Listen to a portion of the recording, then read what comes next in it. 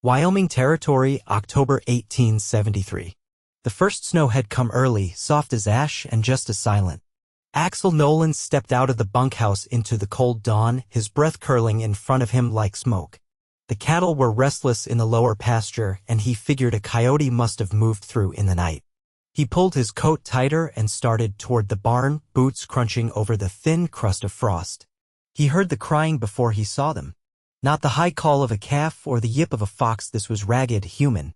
Aksel stopped short as he rounded the south side of the barn. There, curled against the outer wall, was a woman. Her dress was torn at the hem, her shawl soaked through. She was barefoot, clutching something tightly to her chest. A newborn, wrapped in a too-thin blanket. She looked up at him, eyes wild with fear and cold. "Please," she gasped. "Do not take her." He knelt slowly, palms up. "I am not gonna hurt you. I swear it." His voice stayed low, steady. "You and the baby, you need to get warm." She hesitated, arms trembling. The baby let out another hungry cry. "Come on now," he said. "We'll go inside. I have fire, food. You are safe here." She stared at him for another long second before she gave a weak nod, and Aksel lifted the baby gently from her arms so she could stand. The infant was lighter than she should have been, and her skin was red from cold. Aksel held the child against his chest, covering her with his coat, while the woman stumbled beside him into the barn. He guided her to the ladder leading up to the hayloft, where it was warmer and out of the wind. "I will bring blankets," he said, "and something hot to eat."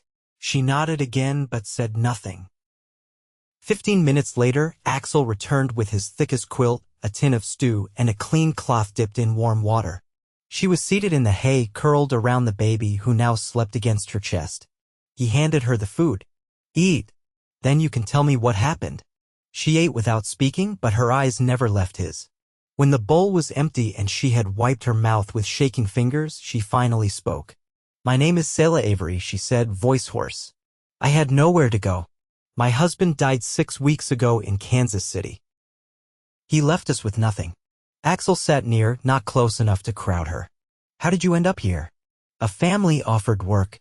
I traveled with them west. But outside Laramie they left me. I was slowing them down with the baby. They said it was not their problem." Aksel's jaw tightened. "They left you out here to die?" She nodded once. He looked at the child, still sleeping. "What is her name?" "Clara," she whispered. The silence between them stretched, broken only by the wind rattling the barn boards.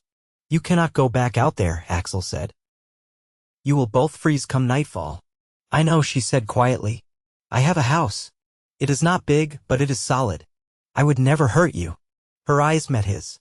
"Why are you being kind to me?" Aksel looked down at Clara, then back at Selah. "Because someone should have been." She blinked, and he saw the moment her guard cracked. Her shoulders shook once, then again. She turned her face away as tears came. He let her cry without saying anything. Instead, he reached forward and gently tucked the quilt closer around her. That night, he carried Clara while Selah followed him up the narrow path to the small cabin tucked in the pines behind the barn. He gave her his bed and slept in the chair by the fire. The next morning, he woke to the smell of coffee and the sound of Selah humming softly as she cradled Clara near the hearth. "You did not have to do all this," she said when she saw him stir. "I wanted to. You do not even know us." He met her eyes. "I know enough." The days turned cold fast. Aksel brought in extra firewood, taught Selah how to use the stove, made sure Clara stayed warm. He did not ask questions she was not ready to answer. Sometimes he caught Selah watching him, not fearful anymore, just curious. And sometimes, when Clara slept and the fire burned low, they talked. About small things, lost things. He learned her laugh was soft and rare. She learned he had once wanted to be a teacher, before the war took that from him. One night, a storm rolled through, snow heavy against the windows. Aksel had just finished fixing the leak in the roof when he found Selah standing by the table, holding a small bundle. "She has nothing," she said. "No name, no future." She has you, he said. She needs more than just me. Aksel crossed the room. Quiet. Let me help. She looked up at him, her eyes searching his face. I can give her a home. You too. If you want it. What are you saying? I am saying I want you to stay. Not just for the winter. For good. Selah's lips parted, but no words came. I mean it, Aksel said. I will give her my name. And you, if you will take it. She stared at him for a long moment, eyes full. Then she stepped forward and pressed her hand to his chest. Yes, she whispered. He leaned in slowly, giving her time to pull away, but she did not. Their lips met soft and warm in the firelight. Clara stirred and let out a soft cry. Selah smiled as she turned toward the cradle, and Aksel followed, wrapping his arm around her waist. Outside, the storm raged on. But inside, the little cabin held something steady. They were no longer alone. The first Saturday in November came with a brittle wind that shook the pine branches and sent dry needles skittering across the porch. Aksel stood barefoot on the cabin's stoop, splitting kindling. His shirt clung damp to his back, though the air was sharp. Inside, Selah was mending a pair of his socks by the window, needle flashing in small, practiced movements. Clara lay swaddled on a folded wool blanket near the hearth, eyes tracking the flames. Do you always do that without boots? Selah asked, glancing up. Aksel looked down at his feet, pink from cold. Boots slow me down. I like to feel the grain under my toes. She gave a quiet huff, not quite a laugh, and returned to her stitching. He set the axe aside and stepped inside, rubbing his hands together. I'm heading out to the river bend today. The trap line might have caught something. You'll be all right here a few hours. I will, she said. But if Clara wakes, she'll want milk. There's none left. Aksel nodded. I'll stop by the Hendricks place on the way back. Lottie's got a Jersey cow fat enough to shame any man. She owes me for pulling her boy out of that creek last spring. Selah threaded her needle again. You know everyone in these parts. Not everyone. Just enough to keep from starving. He pulled on his coat. If the wind shifts, close the chimney flue. Smoke'll back up otherwise. She didn't answer right away, just tied off the thread and bit it clean. You think I don't know how to manage smoke? He paused, then stepped closer. Didn't mean it like that. Just want you warm. That's all. Selah softened. I know. His hand brushed hers as he reached for the gloves beside her. Neither of them moved for a breath. I'll be back by dusk, he said. She watched him leave, the door shutting with a soft thud behind him. By late afternoon, a dusting of snow had started to fall. Selah wrapped Clara tighter and moved her cradle nearer the stove. She'd finished the socks and taken up the next task, a ripped flannel shirt of Aksel's with one elbow worn near through. She folded it twice and laid it aside, unsure if she had the fabric to patch it properly. A knock came just after sundown. She opened the door to find Aksel with a canvas sack in one hand, a fresh milk pail in the other, and a new tear at his collarbone. What happened? She asked, stepping aside. Snagged it on a barbed fence. Lottie's bull got out again. Took 3 of us to corner him. She took the pail and set it near the stove. You get anything from the traps? He pulled a rabbit from the sack. 1. Not much meat, but it'll do. They sat together at the table while the stew boiled. Clara slept again, worn out from a day of fussing. Aksel bent over the torn shirt she'd left folded. His fingers traced the frayed spot. You don't need to fix all my things, he said. I want to. He looked at her. Why? Because I like your steadiness. And your shirts smell like pine and tobacco. It's a small thing, but it's mine to give. Aksel seemed to take that in slow. No one said anything like that to me in a long while. Selah didn't answer. She reached across the table and took his hand. After supper, they sat on the floor near the fire, Clara between them. Aksel leaned back on one elbow, watching the baby's tiny fists shift in her sleep. She's got your mouth, he said. Selah smiled faintly. And her father's ears. You loved him. I did, but not like this. She turned her head, studied his face in the firelight. There was nothing hurried in the way they looked at each other, just a quiet unfolding. Aksel touched her wrist. You ever think about staying in one place? Yes. Would you think about marrying me before the ground freezes? She blinked. That soon? He nodded. I'd rather not see the new year come with you still sleeping in my bed without the name to match. Scylla's breath caught, but she didn't pull away. I thought I'd forgotten what it felt like. To be chosen. You weren't forgotten. Just waiting. She leaned into his hand, her cheek warm against his palm. Then yes. He kissed her there, just once, soft as snow falling through pine. That night, she didn't sleep on one side of the bed while he kept to the other. She turned into him, Clara safe beside them, the fire burning down slow. Outside, the wind had quieted. Inside, it was warm enough to last till morning. The wedding took place beneath a stand of bare aspens 3 days before the first deep snow. Reverend Pike came up from town bundled in a wool cloak, his old mule tethered to a pine. He said the words with a cracked voice and a shivering jaw, but his hands were steady as he laid the worn Bible open across a cedar stump. Selah wore a dark blue dress that had belonged to Aksel's mother, a garment stored for years in a cedar chest, untouched since the war ended. It fit her well enough once she let out the side seams. She'd stitched a row of pale thread just above the hem, a detail no one else would have noticed. But Aksel did. Clara slept through most of it, swaddled in a cradle basket near Reverend Pike's feet. The child stirred only when the vows were spoken. Her eyes blinked open at the exact moment Selah took Aksel's hand. After Pike's mule clattered off down the trail, Selah and Aksel stood alone under the trees, the hush of the woods settling around them like a benediction. You didn't say anything when he asked if anyone objected, she said. Didn't see the need, Aksel replied. There's not a soul in this world I'd rather stand beside. They walked back to the cabin with Clara bundled between them.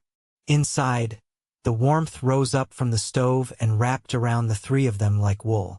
That night, Aksel brought out a tin box from beneath the floorboards. Inside was a silver brooch the shape of a wild rose, dulled by time but still intact. My father gave it to my mother the day they married, he said, placing it in Selah's hand. She wore it every Sunday until the fever took her.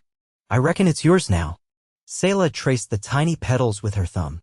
I never had anything passed down to me before. You do now. By the end of November, the snow came down in earnest. Aksel built a lean-to against the barn wall to keep the firewood dry. Selah learned to bake bread with sour starter from the Hendricks girl, and Clara began turning her head when either of them spoke. One evening, after Aksel returned from checking the fence line, he came through the door with a small bundle wrapped in muslin. Traded with old Sam Booker for it, he said, placing it on the table. It's not much, but I figured Clara's old wrap's wearing thin. Selah unfolded the cloth to reveal a quilted baby blanket stitched with faded gingham squares. She ran her fingers over the seams. This belonged to someone once. It did. Booker said his wife made it for their firstborn. Boy didn't make it to spring. Selah turned the blanket over carefully. We'll use it well.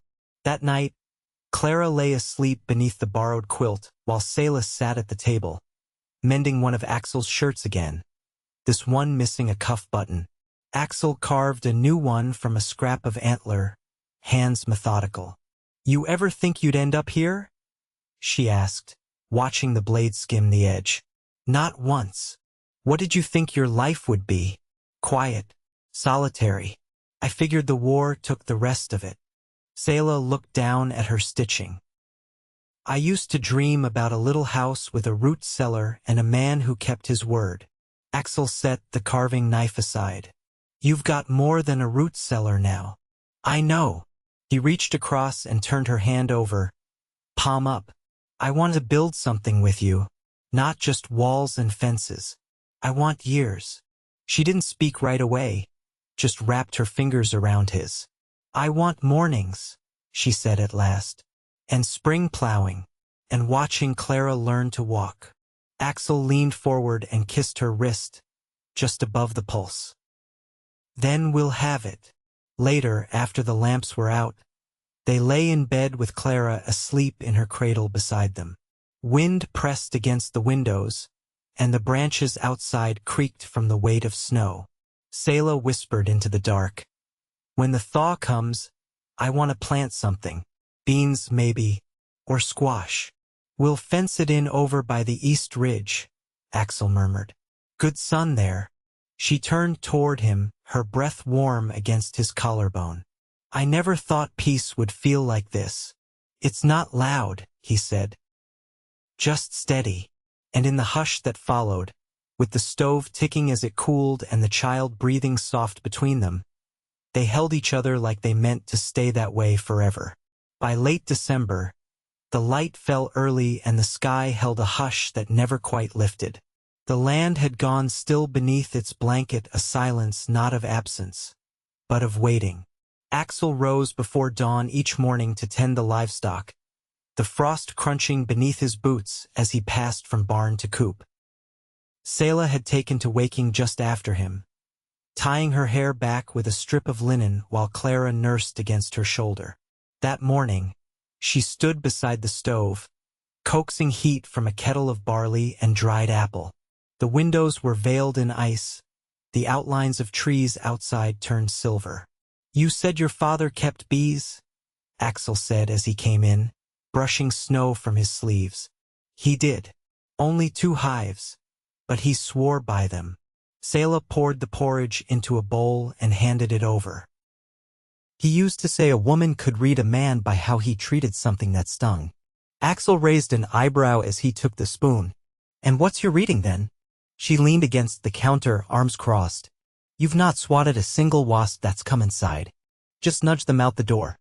He chewed for a moment, then said, "I never liked killing for no reason." Selah smiled at that, faint and private. Later, while Clara slept in her cradle wrapped in the quilt from Booker's trade, Aksel brought in a stack of letters tied with twine, their edges curled with age. "My brother wrote these back when I was in Georgia," he said, setting them on the table. "He was out near Helena trying to raise sheep." Selah untied the knot and lifted one of the folded papers. "Did he stay there?" Aksel shook his head. "Last letter came 6 winters ago. Said he was heading toward the Bitterroots. Never heard again." Selah traced the faded ink with her finger. "Have you ever thought of looking for him?" "I did. Put out word through the freight lines. Left notes with postmen. But out there. If a man wanted to disappear, he could." She set the letter down. "I lost my younger sister to scarlet fever. I still dream of her sometimes. She's always older in the dream than she ever was." Aksel didn't answer right away. "Then I think longing doesn't stop just because time does." Outside, wind stirred through the pine needles, shaking loose a flurry of snow. It drifted past the windows in slow, weightless spirals.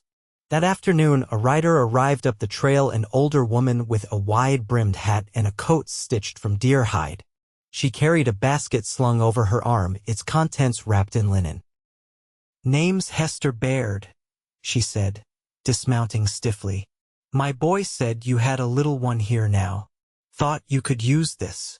She passed the basket to Selah, who peeled back the cloth to find a pair of hand-knitted booties, a jar of goose fat salve, and a small stuffed rabbit with one ear longer than the other. "I haven't met you before," Selah said gently. "No reason you would've. I keep to the ridge. But I knew Aksel's folks. His mother helped me deliver twins during a blizzard. Figured I'd return the kindness where I could." Aksel helped her tie the reins to a post. "You still living in that sod cabin with the moss roof?" "Better insulated than your planks," Hester said, squinting at the sky. "Storm's coming in. You'd be smart to keep your chickens close and your chimney clean." After she left, Selah placed the booties carefully in the box where she'd begun saving Clara's keepsakes. She held the rabbit for a long time before placing it beside the child's pillow. That evening, Aksel stayed at the table after dinner, working on a cradleboard he'd begun carving from pine. He held the drawknife low, pulling it slow down the grain. "I never asked," he said, not looking up, "what you hoped for Clara. Before everything changed." Selah folded a cloth diaper and set it aside. "I used to imagine her in a schoolroom. Hair braided. a slate in her lap. I wanted her to have time to think, not just survive. Aksel nodded, still carving. Then we'll build that for her. She watched the shavings curl away, pale as paper. Do you ever miss what you left behind? She asked softly. Sometimes, he said. But it's not the place I miss. It's the parts of myself I thought I'd lost there. Now, I feel them coming back. Selah crossed the room and stood beside him. She rested her hand on his shoulder, not needing to say more. The fire burned low, casting long shadows across the floor. Clara sighed in her sleep, the rabbit tucked beneath her arm. Outside, the wind picked up and the first flakes of the next storm began to fall. Inside, the cabin held. They didn't speak again that night, but when they climbed beneath the blankets, their hands found each other easily. Like something long known, remembered now without effort. January settled over the pines in a hush so deep even the crows stopped calling. The snow climbed past the windowsills and draped the barn roof like a second skin. When the sky cleared, the air turned brittle enough to crack lips and stiffen wool. Aksel came in from the woodshed with his cheeks burning red and a raw barked branch tucked under one arm. You find that down by the spring? Selah asked as she pulled Clara's arms through her cotton gown.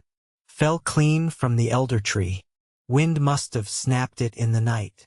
He propped the branch near the hearth. Thought I'd try carving some buttons from it. Better than trading for bone again. Selah gave a small nod as she lifted Clara into her arms. She's outgrown half her clothes already. He watched her adjust the hem of the gown around the child's feet. She's strong. Takes after her mother. Their eyes met briefly and something passed between them, quiet but sure. The next morning, the chimney smoked wrong. Aksel climbed onto the roof with a stiff brush and a coil of rope, boots slipping against the frost. Selah stayed below, arms wrapped around Clara, her gaze fixed on the peak of the roofline. When he climbed back down, covered in soot and coughing, she handed him a basin of warm water without a word. He dunked his hands and winced. You burn anything? She asked. Just pride. She dipped a cloth and pressed it to the reddened skin on his knuckles. You don't always have to be the one who climbs. He looked down at her hands, steady over his. I know. I just forget sometimes. That night, Clara rolled onto her belly for the first time. Selah knelt beside her, brushing a curl back from the child's forehead. She'll be crawling come spring, she whispered. Aksel sat nearby, carving the elderwood into rounds. We'll need to block the hearth when she does. Maybe build her a pen near the window. Selah ran her finger along Clara's spine. I want her to grow with light. She will. The days turned long with sameness. Feeding livestock, chopping wood, washing clothes in cold water that numbed the wrists. But every evening ended the same, 3 bodies pressed close before the fire, one child's breath soft between 2 others who rarely needed words. One morning, Aksel brought in a spool of wire, a tin jar, and a map rolled tight with a leather strap. What's this? Selah asked, glancing up from a bowl of flour she was sifting. Telegraph's running a new line through the ridge by spring, he said. They're hiring men to check the soil where the poles'll go. Selah brushed flour from her hands. You thinking of joining? I was thinking we might use the pay to build a second room. For Clara. Come summer, she'll need her own space. Selah considered that. Would you be gone long? 3, maybe 4 weeks. I'd leave you with the mule, and Hester said she'd check in every few days. Selah looked at Clara, who was chewing on a wooden ring near the stove. Only if you promise to come back with all your fingers and no more stories about bulls or barbed fences. He smiled, soft and tired. I promise. He left 2 days later, the ground still thick with snow, the sky pale as milk. Selah watched him ride down the trail until the pines swallowed him whole. The days stretched thin in his absence. Selah stitched a curtain for the cradle and read aloud from the old primer left by Aksel's mother. Clara babbled now, sounds half-formed but eager. Selah sang to her in the evenings songs her own mother had taught her, low and slow. Hester came every 3rd day with dried apples, gossip from town, and a shawl she was knitting from leftover yarn. She never stayed long, but her presence eased the quiet some. For weeks passed, then 5. Selah stopped sewing one evening when Clara refused to settle, her cheeks flushed and jaw tight with teething. She stepped out onto the porch. The child rapped against her chest and called into the trees. Only the wind answered. Just as she turned to go back inside, she heard the crunch of hooves. A figure emerged from the tree line, coat dusted with frost, saddle worn deep at the seams. Aksel dismounted slowly. "I didn't mean to worry you." She stepped off the porch and met him halfway, her free arm wrapping tight around his waist. "You're late." "I know." He pressed his forehead to hers, breath ragged. "I missed you," she whispered. "I didn't sleep right the whole time." They stood like that for a long while, Clara tucked warm between them, the snow falling soft around their boots. Inside, Aksel unpacked a paper-wrapped bundle from his satchel, a small tin whistle, a child's wooden spoon, and a folded blueprint. Selah unfolded the paper. "You drew this." "I had time in the evenings. That's where the new room will go." And there he pointed a porch on the south side. She traced the lines with wonder. "You really want to build all this?" "With you. And for her." She reached out, touched his jaw. "Then let's start when the thaw comes." Spring arrived slow but sure. The snow melted into the soil and the ground turned dark and rich. Aksel dug the first post hole while Clara watched from a blanket in the grass. Selah marked out the foundation with twine and stakes. By early May, the frame stood tall against the sky and the new room took shape, sunlight pouring through its single window. They planted squash and pole beans behind the cabin, Aksel's hands in the dirt beside hers, Clara strapped to Selah's back, cooing at the breeze. On the first warm night of June, they sat on the porch steps, watching the stars come out. Selah leaned her head against his shoulder. "You ever think we'd have a place like this?" she asked. "No," he said, "but now I can't imagine anything else." He turned, kissed her temple. Clara stirred in her sleep behind them, then settled. The night air carried the scent of pine and damp earth. Fireflies blinked low in the grass. Aksel reached for her hand. "We've got years ahead," he said. Selah laced her fingers through his. "And we'll use every one."